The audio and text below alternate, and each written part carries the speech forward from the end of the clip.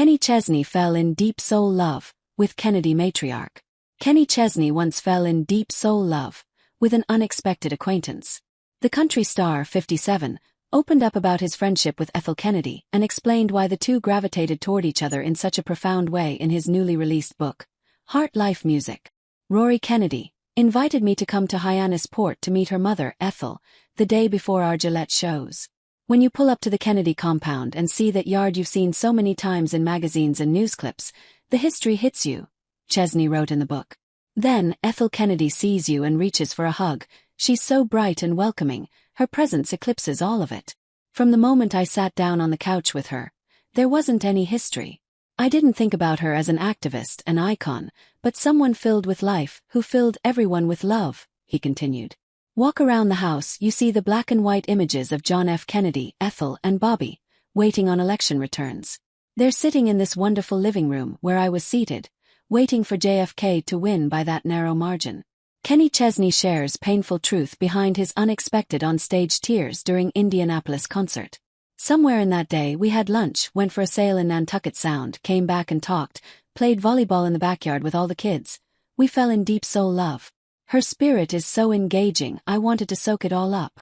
Ethel was the sister-in-law of former President John F. Kennedy. She founded the Robert F. Kennedy Human Rights Organization in 1968 after her husband was assassinated in June of that year. Chesney said he couldn't believe the connection they shared. Kenny Chesney mourns Brett James after country songwriter dies in plane crash with wife and stepdaughter. One of those written in the universe things, it was only the beginning, he wrote. I went on so many sailing trips, as well as Ethel's 90th birthday party in Palm Beach. I'm not political. She didn't care. Everything about us clicked. The humor, curiosity, passion for living was our reality, he noted. We shared so many laughs and moments. Page 6, the New York Post's gossip column, ran an item headlined, Are Ethel Kennedy and Kenny Chesney sailing buddies? She was 90, having more fun than people a third her age. Nobody loved living, her family, dogs, or causes more. Ethel died at the age of 96 in October 2024. Former Congressman Joe Kennedy III announced Ethel's death in a post on social media. It is with our hearts full of love that we announce the passing of our amazing grandmother, Ethel Kennedy. She died this morning from complications related to a stroke suffered last week.